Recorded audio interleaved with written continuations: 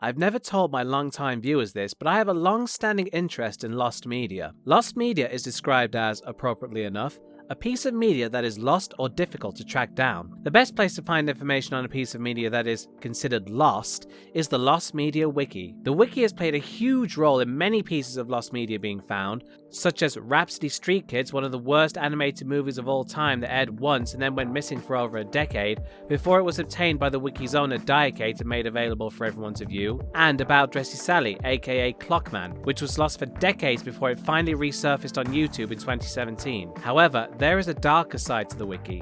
A number of entries on it are labelled NSFL, which stands for Not Safe for Life. This means they are the most disturbing pieces of media listed on the site. There's a reason most of these are lost, namely they've been withheld from the public due to their graphic or unsettling content. Like I said, I have a long-standing interest in lost media, and that includes the disturbing kind. So in this video, I'll be going through the Not Safe for Life section of the Lost Media Wiki.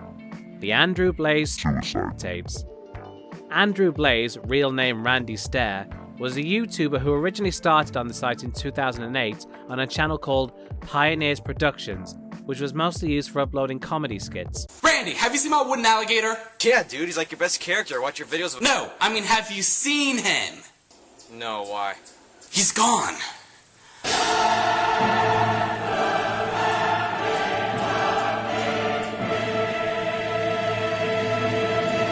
This channel was not successful, so he moved over to another one called Ember's Ghost Squad. The channel was named after Ember McLean from Danny Phantom, who Randy seemed to have developed an obsession with, to the point where he wanted to die and be reincarnated as her. Somewhere along the line, Randy basically went completely insane. And that's when Ember came back into my life. It was in 2013, around late March, early April. That's when she came back into my life. I looked up the episode again on YouTube and looked up the song again, and then that was it. From that point forward, she never left my life again. Ever.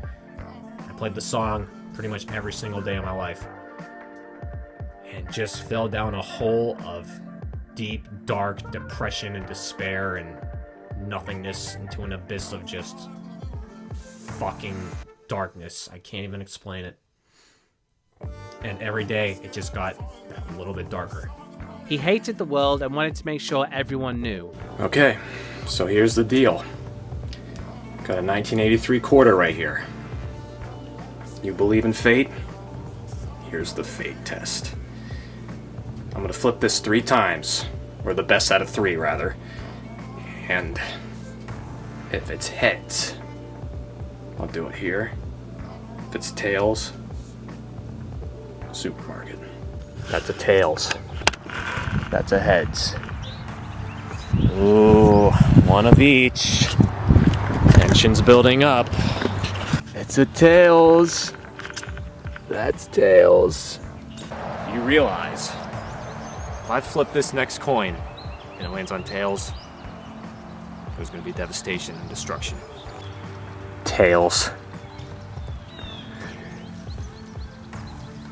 That is a tails, folks. Tails.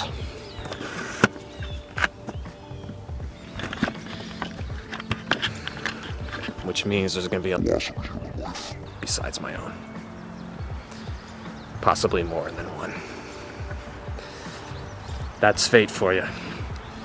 He made an animated movie in which he and a character named Rachel went on a shoot in a high school. This was his way of foreshadowing his eventual plan to shoot up the supermarket where he worked, where on June 8th, 2017, he would kill 3 people before turning the gun on himself.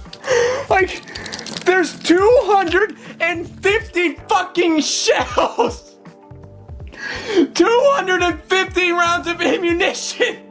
The day before, he posted links on his Twitter that led to his journal and hours worth of videos detailing his plans. One of which was filmed the day before the shoot, where Randy took us on a sick, twisted tour of the supermarket where he'd murdered 3 people the very next day. These videos briefly went missing after the shooting, but were found a few weeks later and uploaded to archive.org. So they're not lost anymore, but they're still listed on the wiki, so I'd say they count. The Armin Mvers tape.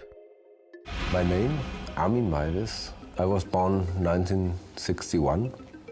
I'm computer engineer from Rothenburg, Germany. I killed a man, slaughtered him and ate him.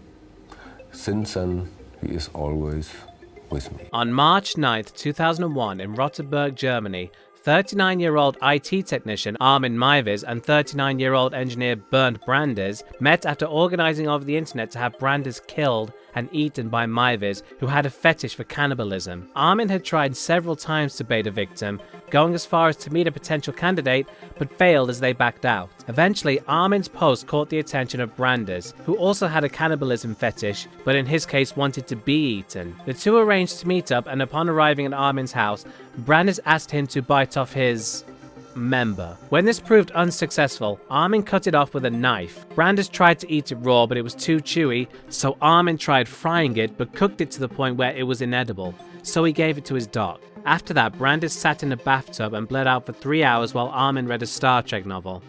After Brandes was dead, Armin took his body to a room that he turned into a makeshift slaughterhouse and dismembered him. Armin would later make a detailed post on the Cannibal Cafe, which was the fetishist forum where he'd met Brandes, in which he revealed what he'd done. Someone on the site reported him to the police and he was arrested in December 2002. Armin had apparently kept Brandes' flesh in ice boxes and had consumed roughly 20 kilograms of it. Upon his arrest, the police found a tape showing the events of the killing and later dismembering. The only time the police ever allowed the tape to be seen was during Armin's trial, where 4 journalists who were present apparently required therapy after viewing it.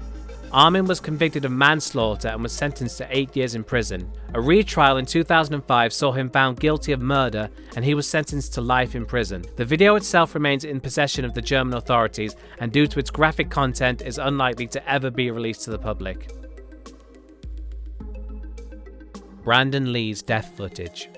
Brandon Lee was the son of legendary martial artist and actor Bruce Lee. Following in his father's footsteps, Brandon also became a martial artist and actor, landing supporting roles in several action movies before he was cast as a leading role in Alex Proyas' 1994 cult classic, The Crow, which would be his first and only leading role. On March 31st, 1993, Lee was filming a scene in which his character, Eric Draven, is shot upon witnessing the rape and beating of his fiancée. Michael Massey, as the character Funboy, was to shoot Lee with a real .44 Magnum revolver that was using dummy cartridges.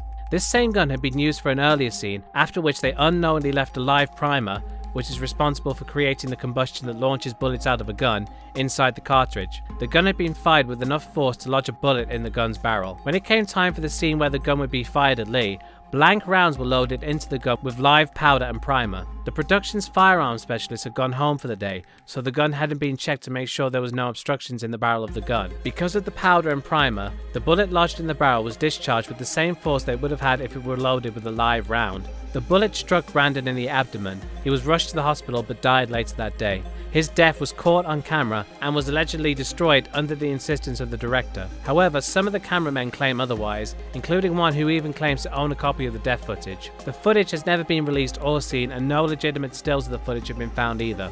Despite Lee's death being a freak accident that was ultimately caused due to the production crew cutting corners and not taking the time to check the gun, Michael Massey, who fired the bullet at Lee, never got over the incident. He was said to have never watched the movie and regretted the incident until his death from stomach cancer in 2016. It really is tragic that just like his father, Brandon died young through no fault of his own.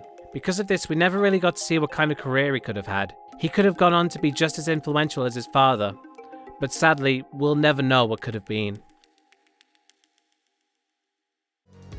The death of Owen Hart.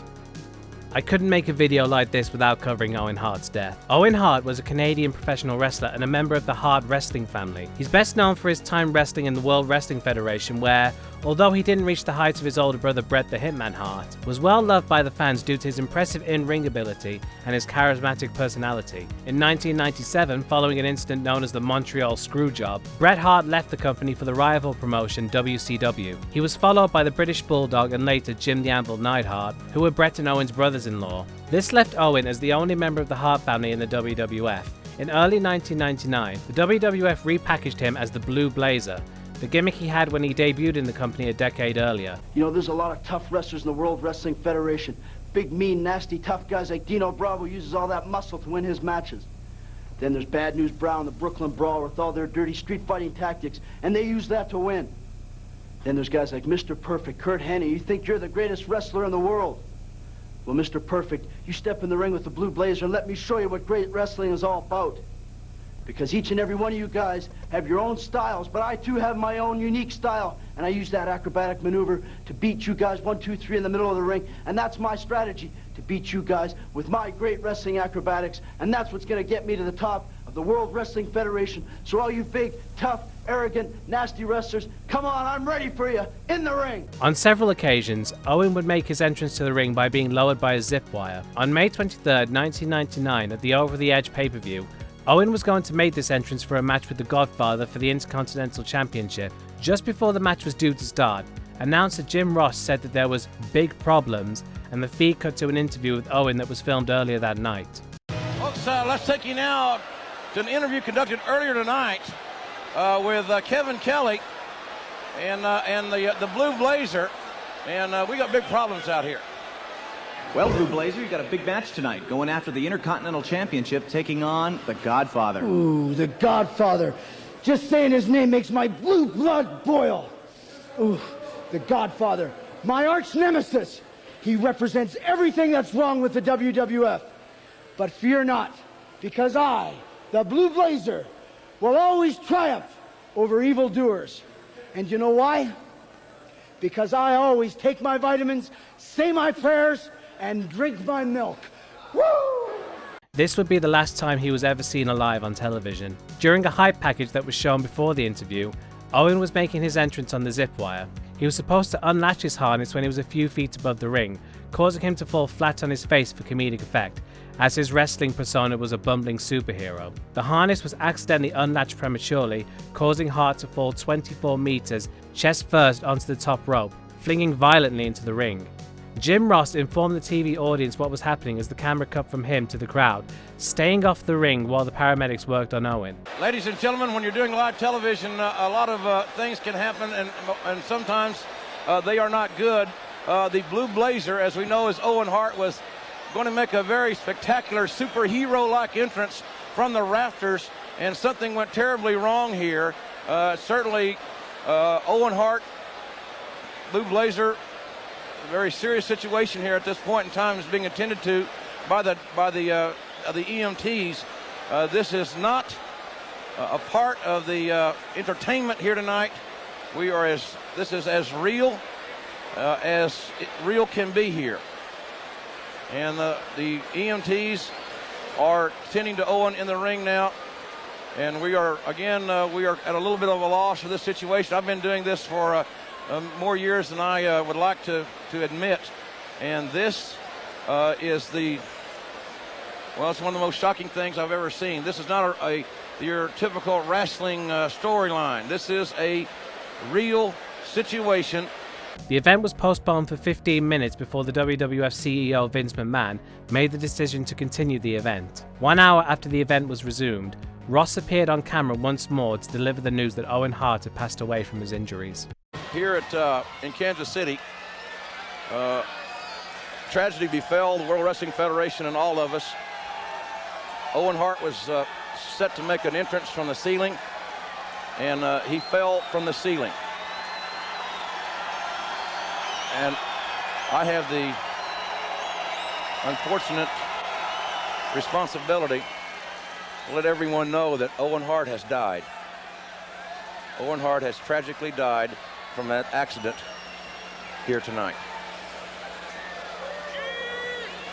Since cameras were rolling at the time of the accident, footage of Hart's fatal fall exists on tape. Former WWF announcer Kevin Kelly, who was also the one interviewing Owen in the pre-taped segment at the event, stated that the tape is stored in the promotion's video library, with strict orders never to destroy, view, or duplicate. The Over the Edge pay-per-view was not officially made available to watch until 2014, when it was added to the WWE network. However, all references to Owen Hart during the show are removed, though they do display this image as a tribute to him. Due to legal issues with Owen's widow, Martha Hart, who successfully won a wrongful death lawsuit against the company following her husband's death, it's unlikely that footage of his death will ever be released. All we have are several screenshots of Owen being treated by the paramedics, and also audio from the Spanish announce team at the event, where their reaction to Owen's fall can be heard, and the sound of Owen hitting the turnbuckle is also audible. The Blue Blazer is back in the WWF because the WWF needs the Blue Blazer back. Y él dice, el Blue Blazer que aquí hay que traer reformas. ¡Oh, no! ¡Oh, no! Why me? Because the WWE Oh, no! needs a superhero like the Blue Blazer. When Owen was falling, everybody that was there said the last thing that he yelled was, "Look out. A guy's fallen from 100 feet and he knows he's done. And the last thing he's thinking is, look out, I don't want to hurt you." You know, it was foolish, it was unnecessary, it didn't need to happen. Tiny Tim's heart attack. Herbert Boutros Corey, better known by his stage name Tiny Tim, was an American singer, musician and musical archivist, best known for his 1968 rendition of Tiptoe Through the Tulips, which made it to number 17 on the charts. I'll tiptoe through the window, by the window, that is where I'll be. Come tiptoe through the tulips with me. Though you probably know him better for this. Things that bother you never bother me. I feel happy and fine, living in the sunlight, loving in the moonlight, having a wonderful time. Interestingly enough, while he was known for his falsetto vocals, he was actually a baritone.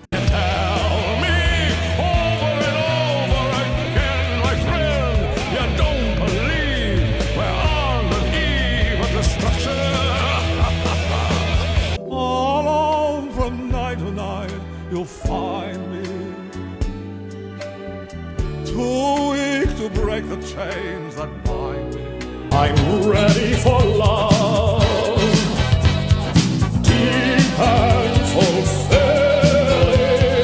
He was also known for having a near encyclopedic knowledge of music, as displayed in this clip with Bing Crosby, where he was able to name what song Crosby was singing as well as what film it was from just from hearing one line. Down the old Ox Road, though you'll never know where it is by looking at maps.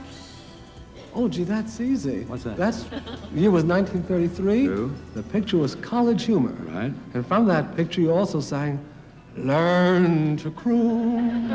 You'll eliminate each rival soon. If you're heading for a sunny honeymoon, learn to croon." He also married his first wife on the Johnny Carson show, which was watched by an audience of 40 million people. However, after this, his fame began to decline. He continued to record new material and perform, but received very little attention. As the years went by, Tiny stopped taking care of his health, having a very poor diet and became a heavy drinker. He eventually developed congestive heart failure and type 2 diabetes. Despite his poor health, he continued performing. On September 28, 1996, Tiny was set to perform at the Ukulele Hall of Fame Expo at the Montague Book Mill in Massachusetts. His appearance at this event was caught on camera, but unfortunately due to copyright reasons I can't show the footage without it being heavily edited. As Tiny gave a speech to the audience, he was about to mention that he wasn't feeling very well. As he said this, Tiny collapsed and fell off the stage while the camera was still rolling. If you hear any coughing during the show, well, it's because,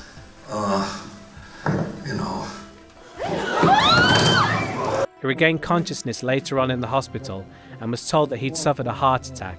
He was interviewed while in the hospital, but the audio in the footage is very muffled and it's more or less impossible to make out what he's saying. I was more concerned over the playoff. His doctors warned him that if he didn't retire from performing, he'd be lucky to live maybe another year. Tiny ignored this advice, saying, quote, "I am ready for anything that happens. Death is never polite, even when we expect it. The only thing I pray for is the strength to go out without complaining." 2 months later, Tiny performed at a benefit show for the Women's Club of Minneapolis. He finished the show with his signature song, Tiptoe Through the Tulips. As he began walking off stage, his wife Susan asked him if he was feeling okay. He simply replied with, "No, I'm not." He then collapsed and fell unconscious. He was rushed to the hospital where doctors attempted to revive him, but he never woke up. Tiny Tim died on November 30th from a heart attack. He was 64 years old. These pictures were taken just before his death. The footage of his first heart attack was lost for over 20 years before a company called Video Syncrasies made the video available as a bonus feature for anyone who paid to watch a documentary they made. I'm not trying to sound like an asshole here, but I personally think that this footage shouldn't be hidden behind a paywall. This is why, in December 2019, I paid to rent the documentary and recorded the footage of Tiny's heart attack with OBS. I then uploaded it to archive.org so it would be free for anyone to watch. As I said, I couldn't show the footage here because the copyright holders clearly don't believe in fair use, as they're known to send threatening emails to people claiming they'll have their YouTube channels taken down unless they paid to use the footage. I believe that this footage is historically significant and shouldn't be hidden behind a paywall by a bunch of greedy people trying to make money off a man's near-death experience. As disturbing as the footage could be to some people, I still believe it should be available for everyone to view.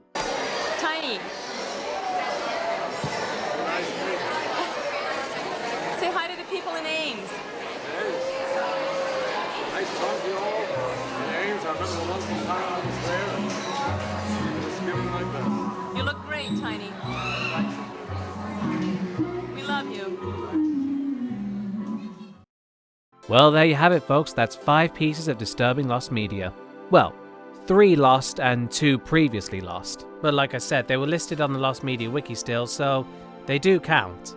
There was originally supposed to be 9 pieces of lost media that was going to be in this video, but unfortunately, due to YouTube's community guidelines, I couldn't actually put them into the video. They were a bit too gory and gruesome, if you know what I mean.